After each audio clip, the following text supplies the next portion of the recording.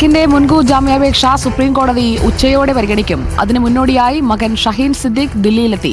കേസിൽ കസ്റ്റഡിയിലെടുത്ത് ചോദ്യം ചെയ്യേണ്ടത് അനിവാര്യമല്ലെന്നാണ് സിദ്ദിഖിന്റെ വാദം.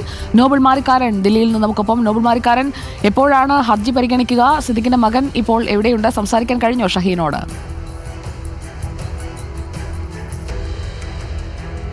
സുജാഷ്, സിദ്ദിഖിന്റെ മകൻ ഷഹീനും അതോടൊപ്പം തന്നെ ഈ കേസിന്റെ അന്വേഷണ ഉദ്യോഗസ്ഥയായ മെറിൻ ജോസഫ് IPS അടക്കമുള്ളവരും സുപ്രീം കോടതിയിലേക്ക് കയറിപ്പോയിരിക്കുന്നു. 62ാമത്തെ കേസായാണ് ഇന്നിപ്പോൾ ഈ കേസ് ബേല M ത്രിവേദി, സതീഷ് ചന്ദ്ര ശർമ്മ എന്നിവരുടെ ബെഞ്ചിൽ ലിസ്റ്റ് ചെയ്തിരിക്കുന്നത്.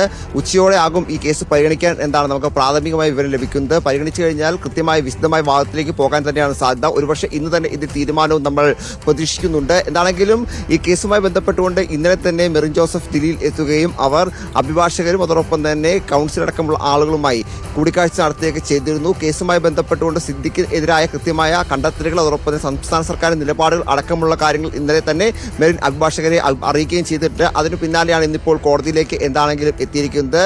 ASG ഐശ്വര്യ ഭട്ടി അതോടൊപ്പം തന്നെ ആണ് സംസ്ഥാന സർക്കാരിന് വേണ്ടി, ഒപ്പം രജിത് മേനോനും ഇതിൽ സംസ്ഥാന സർക്കാരിന് വേണ്ടി ഹാജരാകുന്നുണ്ട്. എന്താണെങ്കിലും ഇന്നിപ്പോൾ ഇതിൽ വിശദമായ വാദം കേട്ട് ഇന്ന് തന്നെ ഇത് തീരുമാനം പറയുകയാണെങ്കിൽ സിദ്ദിഖിന് ജാമ്യം ലഭിക്കുകയാണെങ്കിൽ തീർച്ചയായും അദ്ദേഹത്തിന് വലിയ ആശ്വാസമായിരിക്കും. പക്ഷേ അത്തരത്തിൽ മുൻകൂർ ജാമ്യം ലഭിക്കാത്ത പശ്ചാത്തലം വരികയാണെങ്കിൽ അത് തീർച്ചയായും അദ്ദേഹത്തിന്റെ അറസ്റ്റ് ഉൾപ്പെടെയുള്ള കാര്യങ്ങളിലേക്ക് പോകും എന്ന കാര്യത്തിൽ യാതൊരു സംശയമില്ല. വിശദമായ വാദത്തിലേക്ക് കടക്കാൻ തന്നെയാണ് സാധ്യത എന്നാണ് നമുക്ക് വിവരം ഉള്ളത്. പ്രത്യേകിച്ച് അതിജീവിതയുടെ ഇതുമായി ബന്ധപ്പെട്ട അവരുടെ തടസ്സ ഹർജിയുണ്ട്, അതോടൊപ്പം തന്നെ പൊതുപ്രവർത്തന നൽകി തടസ്സ ഹർജിയുണ്ട്. അത്തരത്തിൽ ഹർജികൾ ഇതിനെതിരെ നിൽക്കുകയും ചെയ്യുന്നുണ്ട്. ഈ ജാമ്യാപേക്ഷയ്ക്ക് സംസ്ഥാന സർക്കാരും ഇതിനെ ശക്തമായി എതിർക്കുന്ന സാഹചര്യമാണ് ഇന്നിപ്പോൾ കോടതിയിൽ ഉണ്ടാക്കാൻ പോകുന്നത്. എന്താണെങ്കിലും വിശദമായ വാദത്തിലേക്ക് ഇന്ന് ഈ വിഷയം കടക്കും. നിലവിലത്തെ സാഹചര്യത്തിൽ സിദ്ദിഖിന് ജാമ്യം ലഭിച്ചില്ലെങ്കിൽ അത് വലിയ തിരിച്ചടിയാകുമെന്ന കാര്യത്തിൽ യാതൊരു സംശയവും ഇല്ല. സുജയ, ഓക്കെ, കൂടുതൽ കാര്യങ്ങൾ നിരീക്ഷിക്കുക. നോബിൾ മാരിക്കാരൻ സുപ്രീം കോടതിയിൽ നിലയുറപ്പിച്ചിരിക്കുകയാണ്. ജാമ്യ ഹർജി അല്പസമയത്തിനകം ഉച്ചയോടെ പരിഗണിക്കുമെന്നാണ് നമ്മൾ അറിയുന്നത്.